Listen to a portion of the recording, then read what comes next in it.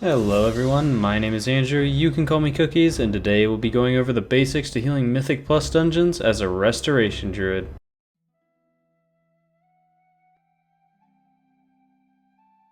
Restoration Druids are incredibly powerful and considered one of the best healers for Mythic Plus in the right hands. While most healers require a reactive skill of being able to heal up allies who have taken damage, healing as a Druid is all about planning out your healing to create patterns that protect your allies from death. This non-reactive playstyle requires you to think ahead when healing, and the more knowledge you have about enemy damage patterns, the stronger your Druid healing will become. So join me as I dive into the basics of how to learn this unique style of healing so that you can see more success from your Mythic Plus runs. Since this video is going over the basics, I'll be going over the best standard build for Resto Druid and Mythic Plus and explain why each talent is taken. In part 2 of this series, I will be going over the whole talent tree and talking about where certain talents can have viability over the standard build. Starting off with the first row, where we have Abundance as our chosen talent, unlike in raiding, Regrowth and Healing Touch is generally our top heals during Mythic Plus encounters. This is because without other healers like Resto Shamans and Holy Paladins in our group, it falls on us to take the role of spot healing players when they drop low.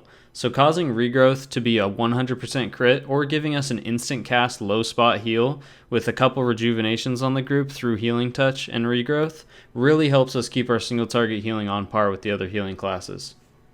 Next up, we have our second row of talents. I recommend taking Displacer Beast here as it helps you keep up with the group after staying behind to restore mana, as well as it gives you an option to have quick reactive mobility for certain boss mechanics.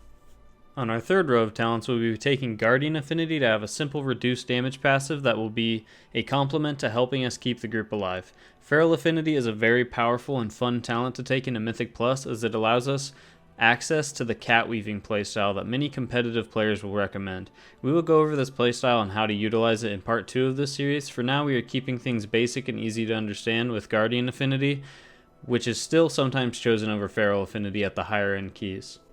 Next up, Utility. This is the free-for-all talent row where everything is viable depending on the dungeon. For the default build, I recommend just grabbing Typhoon as you can use it to interrupt or move enemies.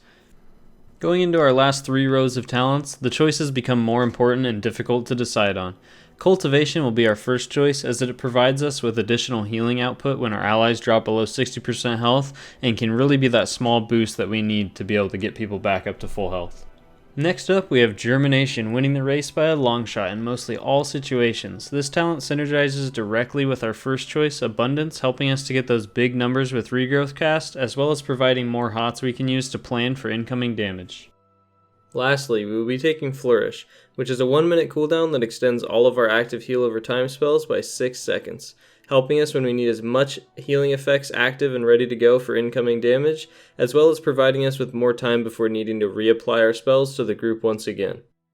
So now that we have our standard build set up, I'll be going over what spells we will be prioritizing while healing and how to best take care of incoming damage.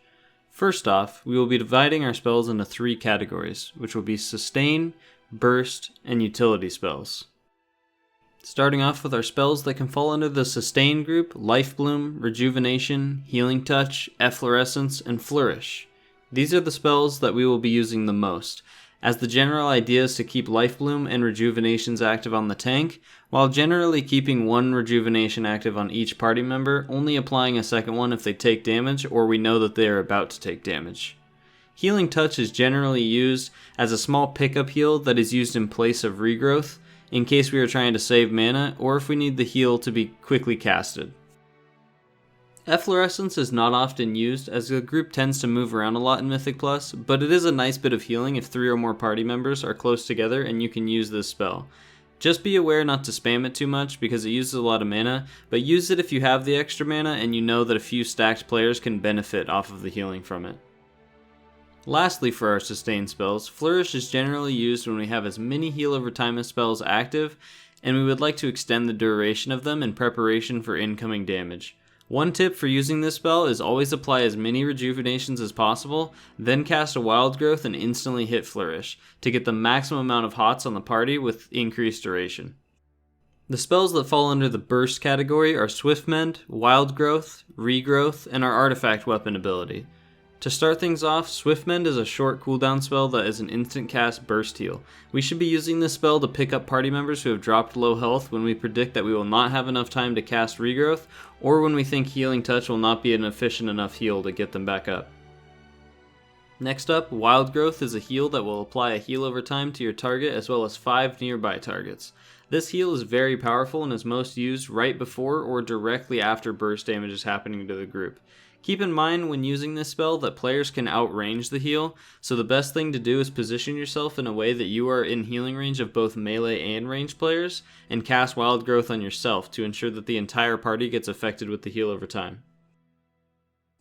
One thing to keep in mind is you will often get a clear casting proc, which allows your next regrowth to be free, so make sure to use these when you get them on anyone in the party who has dropped in health, and if the party is full health, it is generally best to just use the clear casting proc on the tank to give him an extra heal over time. Lastly, for our burst spells, we have Tranquility, which is our big 3-minute cooldown that provides massive healing to all party members. One major tip to note is to keep in mind that the more heal over time effects you have on the party, the more Tranquility will heal for, due to our mastery, which increases all healing done to targets for each heal over time effect they have active on them. Alright, so now that we have gone over the base of our healing spells and how to best use them, we need to talk about the utility we can bring to a Mythic Plus group. Our utility spells include Entangling Roots, Ironbark, Innervate, Rebirth, and Bear Form. Starting with Entangling Roots, this spell can be used to keep a melee enemy out of the fight, away from the party, or it can be used to root a patrolling enemy. As long as you do not enter the aggro range of the enemy, the root will keep them in place and will not aggro them after it expires, allowing you to skip some patrols that otherwise would be unavoidable due to some sporadic movement. Next up, Ironbark is a spell that reduces the target's damage taken by 28% for 12 seconds, and should generally be used as a defensive cooldown to any party member who may not have one available for incoming hard-hitting damage. If you are unfamiliar with damage patterns and boss abilities, just try to use this on the tank if they drop below 50% health.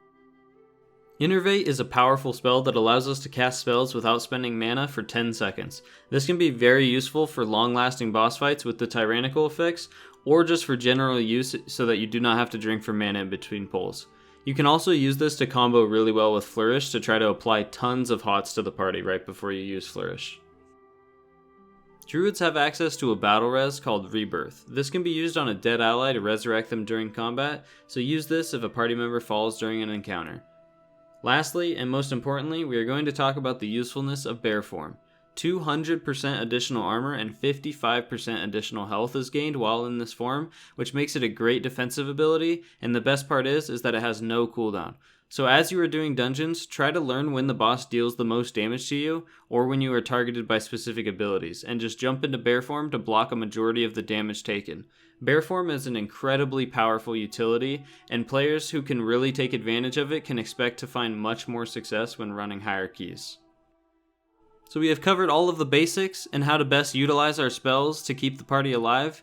In the next part of this guide, we will be going over advanced tactics, other talent options, as well as gear setups we can use to take another step forward towards pushing those high Mythic Plus keys. If you have any questions or feedback, please leave it in the comments below, or come by and talk to me on my stream, which is up 5 days a week over on Twitch. The link will be in the description below. Thank you all for watching so much, and have a wonderful day.